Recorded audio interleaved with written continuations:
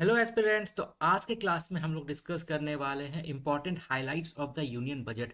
Exam से related जो भी इंपॉर्टेंट फैक्ट्स एंड फिगर होगा हम लोग उसको डिस्कस करेंगे एंड समझेंगे कि क्या क्या हाइलाइट्स है बजट का। तो स्टार्ट करते हैं। तो सबसे पहले हम समझेंगे क्या कि बजट होता क्या है। देन बजट के अंदर क्या क्या इंपॉर्टेंट प्रोविजंस अनाउंस्ड हुआ है, क्या क्या चेंजेस हुआ है वो हम लोग समझेंगे। तो first of all, Indian constitution के अंदर बजट वर्ड कहीं भी यूज नहीं हुआ है। बजट वर्ड कहीं यूज नहीं हुआ है। तो यूज क्या हुआ है?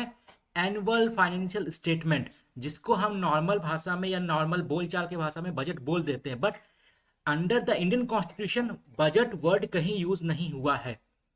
आर्टिकल 112 के अंदर जो वर्ड यूज हुआ है वो हमारा annual financial statement. The constitution uses annual financial statement instead of budget. It shows estimated receipt and expenditure कि नेक्स्ट आने वाले जो फाइनेंशियल ईयर है हमारा, उसमें गवर्नमेंट का रेवेन्यू कैसा होगा, एक्सपेंडिचर कैसा होगा, गवर्नमेंट कहाँ कहाँ से रेवेन्यू इकट्ठा करेगी, क्या क्या टैक्सेस इंक्रीज होगा, क्यों क्या न्यू टैक्सेस आएगा, फिर गवर्नमेंट कैसे उसको एक्सपेंड करेगी, कैसे खर्च करेगी, उसको किस पॉलिसी पे खर्च करेगी, कौन कौन सा न्यू स्कीम गवर्नमेंट लाने वाली है। तो उसका पूरा ब्यौरा होता है हमारा एनुअल फाइनेंशियल स्टेटमेंट के अंदर। Then financial bill present.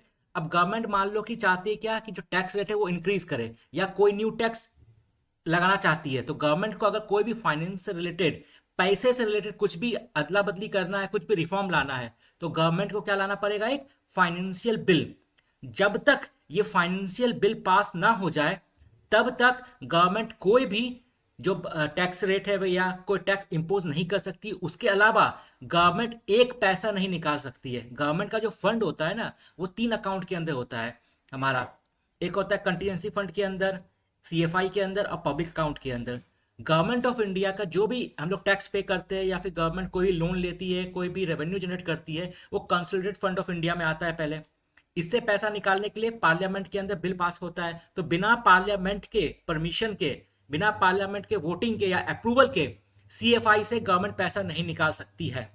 Then एक होता है हमारा कंटीजेंसी फंड। ये होता है प्रेसिडेंट के अंदर, इमरजेंसी फंड होता है ये। तो उसको प्रेसिडेंट अपने हिसाब से खर्च कर सकता है on the basis of recommendation, जो कि हमारा कैबिनेट मिनिस्ट्री जो है, कैबिनेट जो है वो रिकमेंडेशन देगा और उसके बाद प्रेसिडेंट जो है वो उसको खर्च करेगा। तो सीएफआई जो होता है हमारा वो पार्लियामेंट के अंदर होता है, उससे पैसा खर्च करने के लिए पार्लियामेंट का अप्रूवल चाहिए।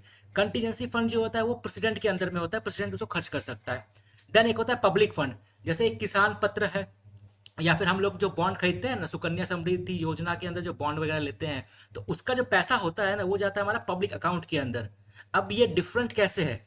क्योंकि गवर्नमेंट जो भी पैसा बॉन्ड के थ्रू लेती है, जैसे फॉर एग्जांपल मैंने गोल्ड बॉन्ड खरीदा या सुकन्या समृद्धि योजना के थ्रू बॉन्ड खरीदा। अब बॉन्ड खरीद के तो मैंने गवर्नमेंट को पैसा पैसा दिया गवर्नमेंट को। अब बॉन्ड का सिस्टम कैसे काम करता है क्या कि भाई आप ये बॉन्ड लो, मैं आपको कुछ ईयर्स तक इंटरेस्ट दूंगा, फिर आफ्टर अ सर्टेन पीरियड आपको पूरा प्रिंसिपल और इंटरेस्ट वापस मिलेगा।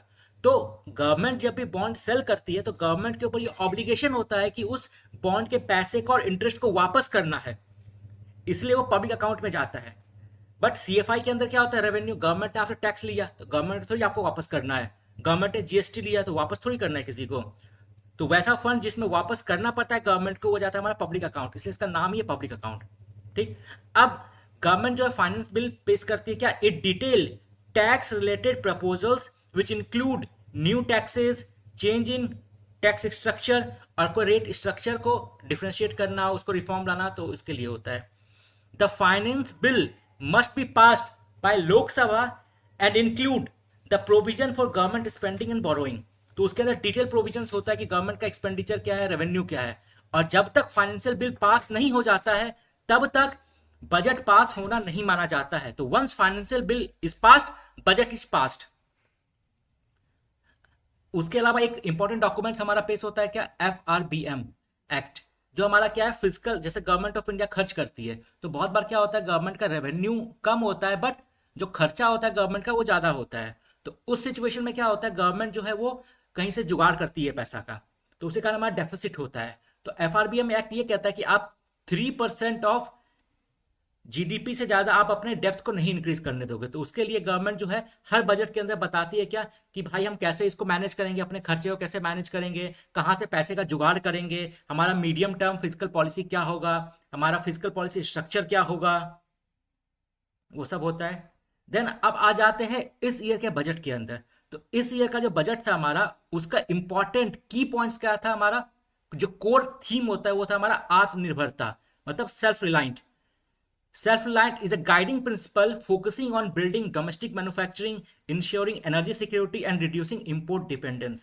तो गवर्नमेंट का एम क्या है कि इंडिया को मैन्युफैक्चरिंग के अंदर आत्मनिर्भर बनाना, एनर्जी सेक्टर के अंदर आत्मनिर्भर बनाना, इंपोर्ट को रिड्यूस करना जिससे हमारा फॉरेन करेंसी भी सेव हो और प्लस हमारे कंट्री के अंदर मैन्युफैक्चरिंग बढ़े तो न्यू इकोनॉमिक ग्रोथ हो, हमारा न्यू जॉब्स क्रिएट हो। Economic outlook, GDP growth rate जो है इंडिया का वो 7% के आसपास है। और गवर्नमेंट ने बजट के अंदर ये बोला है कि हमारे कंट्री के अंदर पॉवर्टी भी रिड्यूस हुआ है। जो एक्सट्रीम पॉवर्टी है वो 5% के आसपास है और जो नॉर्मल मिडिल पॉवर्टी है वो 23% के आसपास है। बट बजट ने एक बहुत ही इंपॉर्टेंट इंडिकेशन दिया है क्या, कि भाई अभी तो सब कुछ सही है लेकिन आने वाले टाइम में प्रॉब्लम हो सकता है। प्रॉब्लम क्यों होगा? Because of global challenges. वो जो ट्रम्प भाई बैठा हुआ है ना, आज ये डिसीजन ले लेता है, कल वो डिसीजन ले लेता है, मतलब सबको उंगली करके सबको परेशान करना उसका काम है। कहीं वेनेजुला पे अटैक कर दिया तो वहां पे वेनेजुला जो है वन ऑफ द लार्ज, सबसे लार्जेस्ट तेल का, ऑयल का उसके पास रिसोर्स है, ऑयल रिजर्व है। तो अब नेचुरल सा बात है क्या कि अगर वेनेजुला पे अटैक हुआ है, ट्रंप ने किया है, तो ऑयल मार्केट के अंदर खलबली होगा, तो ऑयल का प्राइसेस फ्लक्चुएशन करेगा। अब इंडिया जो है नियरली 90% जो ऑयल है वो इंपोर्ट करता है, तो अगर मान लो ऑयल मार्केट के अंदर खलबली होता है तो उसका इंपैक्ट डायरेक्टली इंडिया में पड़ेगा। अभी जो आप लोग देख रहे हैं क्या, गोल्ड प्राइस, सिल्वर प्राइस के अंदर जो इतना ज़्यादा फ्लक्चुएशन हो रहा है, इतना रेट बढ़ रहा है, क्यों बढ़ रहा है? बिकॉज फाइनेंशियल इंस्टीट्यूशन जो है वो क्रैक डाउन कर रहा है वर्ल्ड वाइड। उनको पता नहीं कि वर्ल्ड इंटरनेशनल ट्रेड के अंदर होने क्या वाला है आखिरकार, तो इसलिए वो लोग safe and secure investment opportunity देख रहा है, तो गोल्ड और सिल्वर में वो लोग इन्वेस्ट कर रहे हैं। सो अभी इसराइल ईरान का भी इशू चल रहा है हमारा, देन उसके बाद रशिया यूके तो चल ही रहा है। उसके बाद जो सबसे इंपॉर्टेंट क्या था वर्ल्ड के अंदर स्टेबिलिटी होता था हमारा, नेटो। नेटो जो है कहीं ना कहीं वर्ल्ड के अंदर स्टेबिलिटी लाता था, क्या? क्योंकि यूएसए और यूरोप का रिलेशन अच्छा रहता था नेटो के थ्रू।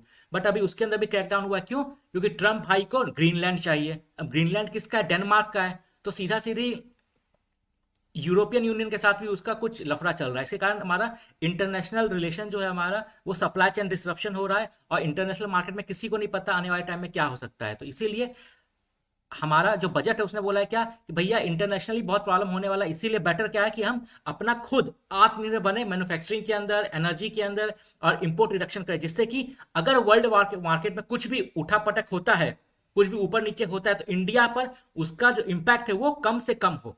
इसलिए we have to prepare for our future. तो इस बजट के अंदर 3 चीजों पर फोकस किया गया जिसको 3 कर्तव्य बोला गया है। पहला क्या है? Accelerate sustain economic growth. हमको अगर मान लो कि हमारा 3 कर्तव्य, हमारे कंट्री का 3 कर्तव्य है। पहला क्या है कि हम लोग को सस्टेनेबल इकोनॉमिक ग्रोथ अचीव करना है, अपने प्रोडक्टिविटी को बढ़ाना है, कंपिटिटिवनेस इंप्रूव करना है, रेजिलियंस इंप्रूव करना है।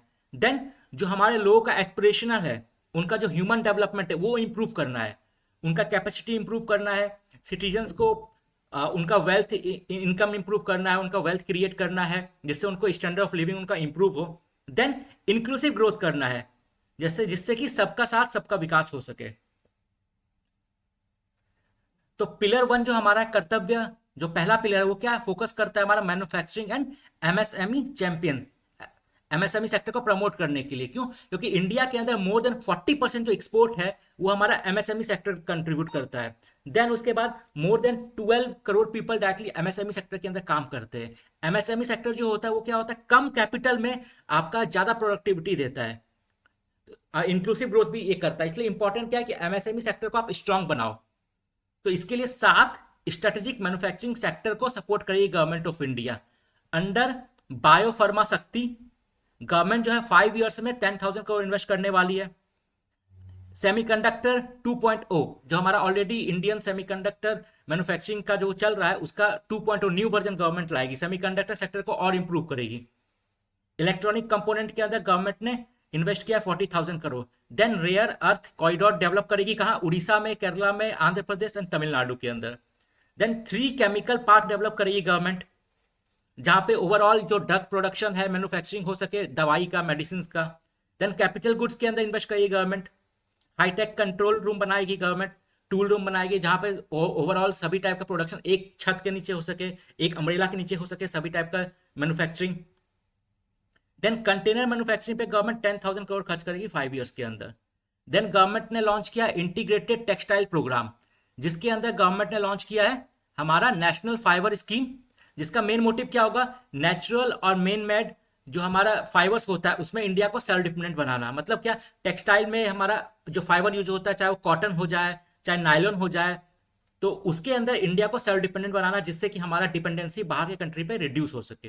Then textile in expansion scheme, जो टेक्सटाइल सेक्टर है, जो पुराना टेक्सटाइल जो मशीन्स वगैरह है, जो इंडस्ट्री वगैरह है बहुत ही पुराना है, तो उसको मॉडर्नाइज करना है जिससे कि उसका प्रोडक्टिविटी इंप्रूव हो और न्यू एम्प्लॉयमेंट जनरेशन हो।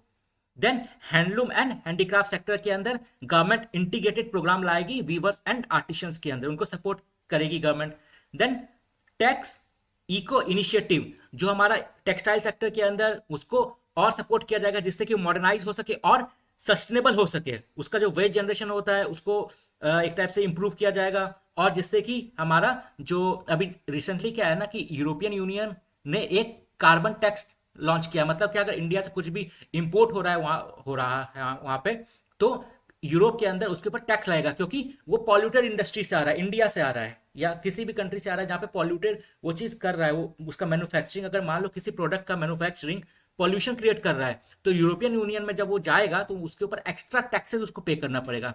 इसीलिए जरूरी क्या है कि गवर्नमेंट ऑफ इंडिया इनिशिएटिव ले, जिससे कि हमारा जो प्रोडक्शन है वो इंक्रीज हो, प्लस उसके साथ जो वो हमारा पॉल्यूशन भी कम हो और वो सस्टेनेबल हो सके। तो government of India textile sector को सस्टेनेबल बनाएगी, जिससे कि ग्लोबल लेवल पे हमारा टेक्सटाइल सेक्टर जो है वो कंपटीशन कर सके, और इंडिया का भी शर्ट जो है ब्रिटिशर्स पहने और बोले देखो देखो मेड इन इंडिया है, मेड इन इंडिया है। देन गवर्नमेंट जो है वो मैन्युफैक्चरिंग सेक्टर को प्रमोट करेगी, एमएसएमई सेक्टर को प्रमोट करेगी। उसके लिए गवर्नमेंट 10,000 करोड़ का एसएमई ग्रोथ फंड लॉन्च किया है। देन कॉर्पोरेट मित्रा स्कीम लॉन्च किया for tyre 2 and tyre 3 town, ये इंपॉर्टेंट है। कॉर्पोरेट मित्रा स्कीम गवर्नमेंट ने लॉन्च किया है क्या, कॉर्पोरेट सेक्टर को, स्पेशली एमएसएमई सेक्टर के अंदर जो कॉर्पोरेट्स है उनको सपोर्ट करने के लिए, और जो कि स्पेशली सेकेंड टीयर और थर्ड टीयर टाउन है। Then infrastructure push and energy security के लिए गवर्नमेंट ने कैपिटल एक्सपेंडिचर के लिए इस बजट के अंदर 12.2 लाख करोड़ का इन्वेस्टमेंट किया है। मतलब जो हमारा जो एक्सपेंडिचर होता है दो टाइप का होता है, एक होता है रेवेन्यू एक्सपेंडिचर, एक होता है कैपिटल एक्सपेंडिचर। वैसा एक्सपेंडिचर जिसमें कुछ क्रिएट नहीं होता है, जैसे एग्जांपल गवर्नमेंट सैलरी देती है सबको, ठीक है, फिर उसके बाद पीएम किसान योजना में सबको पैसा देती है, उसके अलावा जो सब्सिडी प्रोवाइड करवाती है, तो इन सब में क्या है, कुछ क्रिएट नहीं हो रहा है ना, कुछ क्रिएट नहीं हो रहा है, तो और गवर्नमेंट को ये देना ही देना है। तो वैसे एक्सपेंडिचर को हम लोग क्या बोलते हैं, रेवेन्यू एक्सपेंडिचर। और कैपिटल एक्सपेंडिचर क्या होता है, जिसमें कुछ क्रिएट होता हो, जैसे गवर्नमेंट ब्रिज बना रही है, रेलवेज बना रही है, एयरपोर्ट बना रही है, पोर्ट बना रही है, तो इन सब में क्या होता है, कुछ क्रिएट हो रहा है।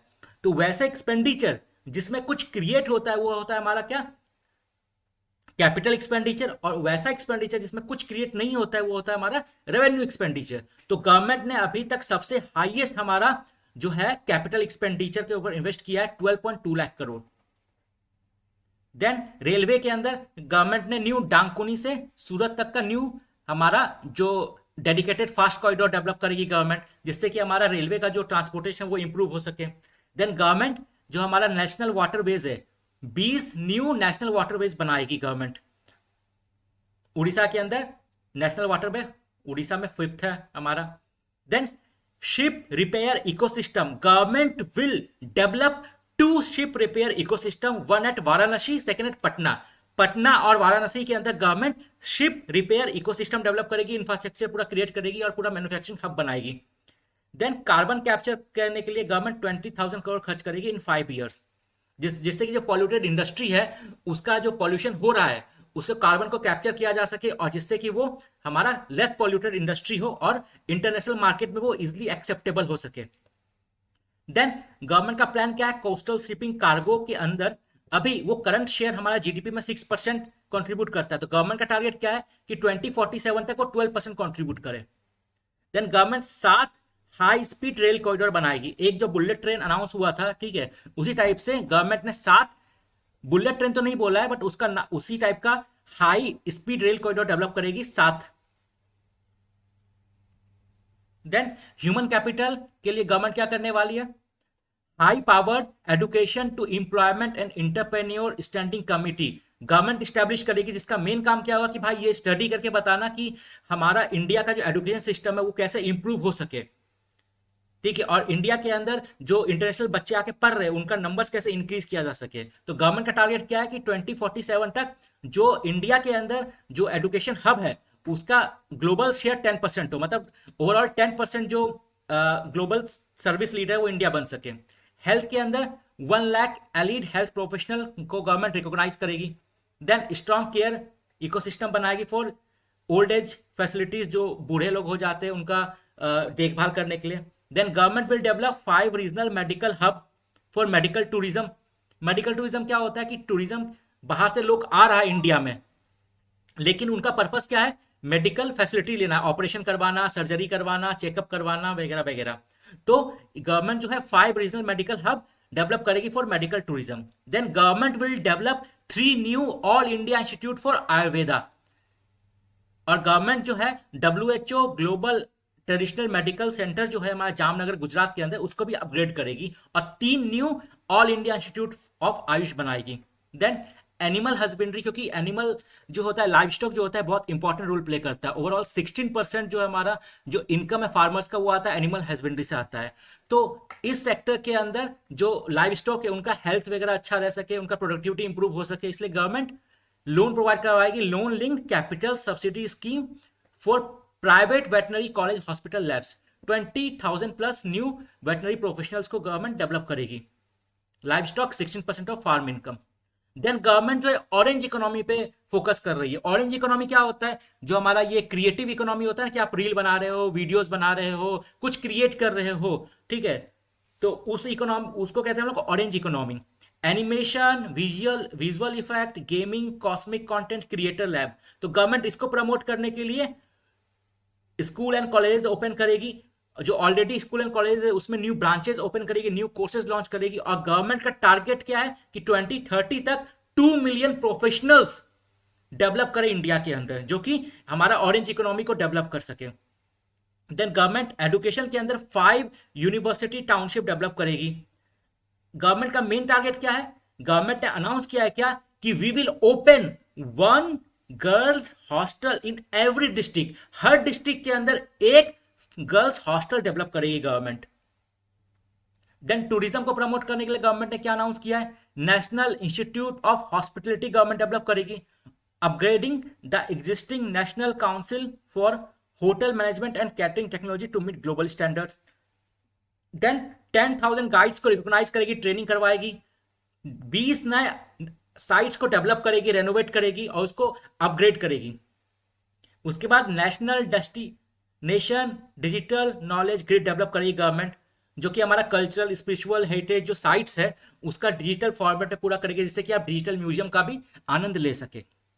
देन गवर्नमेंट जो है वो जो हमारा माउंटेन इंडिया जो है वहाँ एक ऐसा कंट्री है इंडिया जहाँ पे आपको डेजर्ट, स्नो, सी, ग्रासलैंड सब मिलेगा। स्विट्जरलैंड भी इंडिया में मिलेगा आपको, सहारा आपको, सऊदी अरबिया भी इंडिया में मिल जाएगा आपको, आपको फिर थाईलैंड हुआ, मनाली हुआ, आपको फिर मालदीव्स हुआ, वो सब टाइप का आपको टूरिस्ट प्लेस इंडिया के अंदर मिल सकता है इजिली। तो गवर्नमेंट का क्या है कि हमको हर टाइप का जो टूरिस्ट प्लेस है उसको डेवलप करना है, जिससे कि हमारा इंप्लॉयमेंट भी इंक्रीज हो प्लस इंडिया के अंदर फॉरेन एक्सचेंज भी आए। तो गवर्नमेंट जो है जो माउंट ट्रेकिंग होता है उसके लिए फैसिलिटी डेवलप करेगी, टर्टल वॉचेस बनाएगी, देन बर्ड वॉचिंग सेंटर्स बनाएगी। सबसे इंपॉर्टेंट गवर्नमेंट ने अनाउंस किया है क्या कि we will transform 15 historical sites into experimental destination. जो 15 जो हिस्टोरिकल साइट्स है उनको गवर्नमेंट डेवलप करेगी, जिसमें से इंपॉर्टेंट है क्या, लोथाल, राखीगिरी, धोलावरी, सारनाथ। तो 15 आर्कोलॉजिकल साइट्स डेवलप करेगी गवर्नमेंट। देन इंक्लूसिव गवर्नमेंट के लिए गवर्नमेंट ने अनाउंस किया है क्या कि हाई वैल्यू एग्रीकल्चर को प्रमोट करेगी, स्पेशली नॉर्थ ईस्ट के अंदर, हिली रीजन के अंदर, जैसे कोकोनट हो गया, सैंडलवुड हो गया, कोको हो गया, कैश्यू हो गया, नट्स हो गया।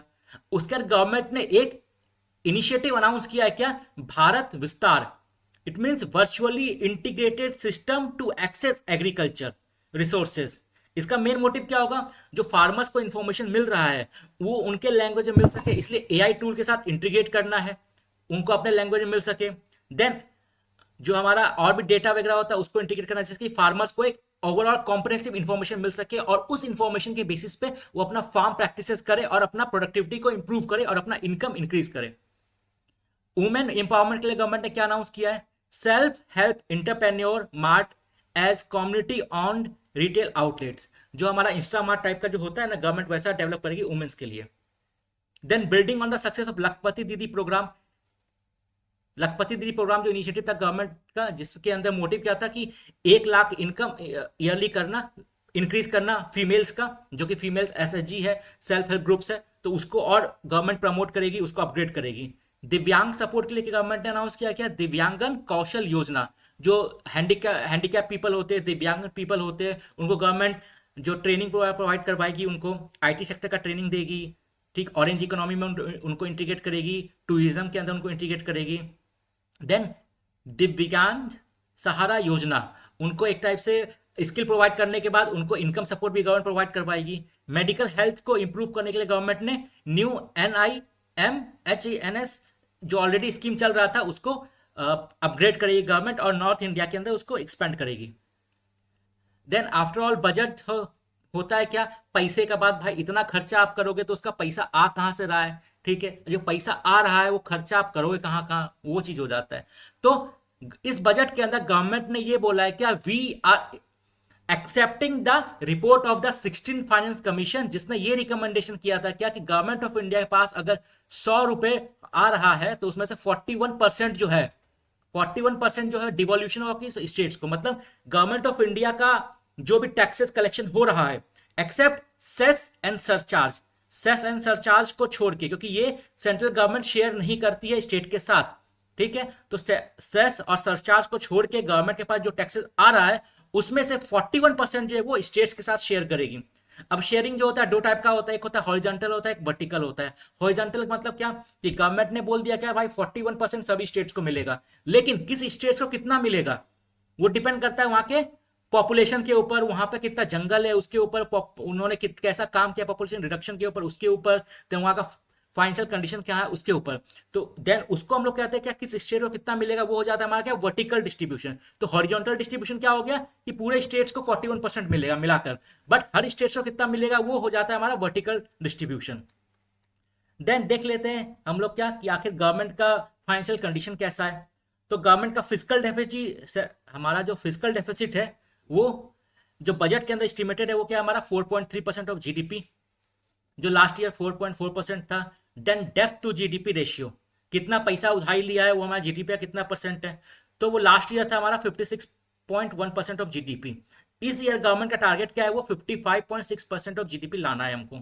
टोटल एक्सपेंडिचर, बजट आखिर है कितने पैसे का भाई, गवर्नमेंट खर्चा कितना करने वाली है, तो वो है क्या, लास्ट ईयर था वो 49.6 लाख करोड़ का, इस साल है वो 53.5 लाख करोड़ का। तो गवर्नमेंट का जो बजट है इस साल का वो कितना है हमारा 53.5 lakh crore.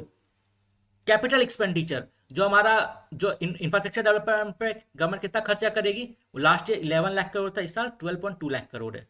Net tax receipt, अब खर्चा करेंगे तो भाई पैसा कहां से आएगा, तो लास्ट ईयर गवर्नमेंट के पास पैसा आया था कितना 26.7 लाख करोड़, इस साल गवर्नमेंट के पास जो टैक्स रिसिप्ट है वो कितना आएगा हमारा 28.7 लाख करोड़।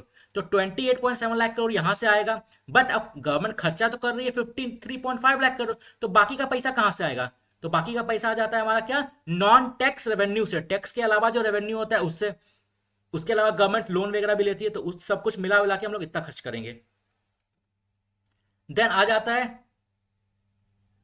हाँ, इस साल गवर्नमेंट जो है न्यू इनकम टैक्स एक्ट लाएगी, जो फाइनेंस बिल हमारा पास होगा उसके बाद उसमें क्या क्या डिटेल्स होगा उसके ऊपर डिपेंड करेगा हमारा क्या कि नया न्यू टैक्स स्ट्रक्चर हमारा क्या होता है, ठीक है। Then government ease of living measure को इंप्रूव करने के लिए जो हमारा टैक्स, जैसे हम लोग मान लो कि क्या होता है कि बाहर से अगर आप बाहर दूसरे कंट्री में स्टडी करने जा रहे हो, ठीक है, तो उस आपका ऊपर लिमिटेशन होता है क्या कि आप जो जितना पैसा आप खर्च करना चाह रहे हो ना, लिमिट होता है 2% 5%, तो गवर्नमेंट ने उस लिमिट को रिड्यूस कर दिया, मतलब आप ज्यादा पैसा आप ले जा सकते हो। तो दूसरे कंट्री से जो लोग इंडिया में आ रहे थे पढ़ने के लिए अब वो भी ज्यादा आ पाएंगे, ठीक है, और यहाँ से जो दूसरे कंट्री में लोग पढ़ने जा रहे थे वो भी ज्यादा जा पाएंगे, बिकॉज गवर्नमेंट ने जो टैक्स डिडक्शन एट सोर्स होता है उसको रिड्यूस कर दिया है। देन गवर्नमेंट ने ये बोला है क्या कि अगर आप इंडिया के अंदर डेटा सेंटर डेवलप करते हो, ठीक, तो आपको गवर्नमेंट 2047 तक टैक्स हॉलीडे देगी। मतलब क्या, if any foreign company wants to develop data center in India, then government will provide complete tax holiday until 2047. भैया आप आके इन्वेस्ट करो 2047 तक, हम आपसे कोई टैक्स नहीं लेने वाले, आप आओ तो सही, इन्वेस्ट करो इंडिया में यार, कोई टैक्स नहीं देना पड़ेगा आपको 2047 तक। देन इनडायरेक्ट टैक्स रिफॉर्म के अंदर गवर्नमेंट ने क्या किया है कि ये सब उतना इंपॉर्टेंट नहीं एग्जाम पर्पस के लिए, कि मतलब वही टैक्स रेट जो होता है, आपने कुछ घपला वपला किया है तो भैया खुद से आके आप एक्सेप्ट कर लो, तो आपके ऊपर कम टैक्सेस पे करना पड़ेगा, कम पेनल्टी लगेगा, तो वो सब उतना एग्जाम रेलिवेंट नहीं है, तो इसको हटाओ। देन सबसे ये रुपीज कम फ्रॉम, तो पैसा कहाँ कहाँ से आया है, तो गवर्नमेंट के पास अगर मान लो कि 100 रुपये आया है तो उसमें से 18% कॉर्पोरेट टैक्स से आया है, देन 21% इनकम टैक्स से आया है, 4% आया कस्टम ड्यूटी से, 6% आया यूनियन एक्साइज ड्यूटी से, जीएसटी से 15% आया है, नन टैक्स रेवेन्यू 10%, नन डेप्ट कैपिटल सिर्फ 2%, और सबसे ज्यादा आया है क्या, बोरोइंग एंड लाइबिलिटीज। मतलब हम जो खर्चा कर रहे हैं ना, अगर गवर्नमेंट मान लो 100 रुपए खर्च कर रही है तो लगभग 24 रुपए हम लोगों ने बोरोइंग किया हुआ है। ठीक है, तो इसको आप क्रोनोलॉजी में याद रखना, इंक्रीजिंग और डिक्रीजिंग ऑर्डर, क्योंकि एग्जाम में डायरेक्टली क्वेश्चन आ जाते हैं इससे। ठीक है, देन ये तो हुआ कि पैसा आ कहां से रहा है, अब गवर्नमेंट पैसा खर्च कहां कहां कर रही है। तो स्टार्टिंग में क्या कि state share taxes, state government को 22% दे रही है, देन फाइनेंस कमीशन का ट्रांसफर हो रहा है, then central sponsored scheme, interest payment. अब हर साल जो लोन, ये जो 24% गवर्नमेंट लोन ले रही है अभी, 24%, अब लोन ले रही तो भाई इंटरेस्ट तो चुकाना पड़ेगा, तो उसी टाइप से जो इतने सालों से हम लोग लोन लेते आ रहे हैं, तो उसका इंटरेस्ट चुकाने के लिए इस बजट में 20% जो हमारा बजट है, मतलब 53 लाख करोड़ का जो हमारा बजट है, उसमें से अप्रोक्स 11 लाख करोड़ तो हमारा जा रहा है पिछले साल का जो इतने सालों से जो लोन लिया था उसका इंटरेस्ट में। तो 20% of the budget will be going to for interest payment. तो इंटरेस्ट पेमेंट में हम लोग 20% खर्च करने वाले हैं अपने बजट का। तो इसको क्रोनोलॉजी वाइज याद कर लेना, बिकॉज एग्जाम में डायरेक्टली क्वेश्चन आ जाते हैं। अब जो गवर्नमेंट खर्चा कर रही है तो किस सेक्टर में कितना खर्चा कर रही है, तो ये क्वेश्चन भी डायरेक्टली आ जाता है इंक्रीजिंग डिक्रीजिंग ऑर्डर में। तो सबसे ज्यादा गवर्नमेंट ने 5.98 लाख, मतलब अप्रॉक्स 6 लाख करोड़ गवर्नमेंट खर्चा कर रही है ट्रांसपोर्ट के अंदर, देन डिफेंस के अंदर 5.9 लाख करोड़ खर्च कर रही है, रूरल डेवलपमेंट में 2.73 लाख करोड़। तो ऐसे याद आप लोग कर लेना क्रोनोलॉजी वाइज, एग्जैक्ट नंबर जरूरी नहीं है, बट आपको आइडिया होना चाहिए किस सेक्टर में ज्यादा है किस में कम है। ये हो गया। देन आफ्टर ऑल देखा जाए तो ये जो हमारा यूनियन बजट है वो एक रोड मैप शो करता है क्या इंडिया को कैसे विकसित भारत बनाया जाए 2047 तक। Thank you, please like share and subscribe.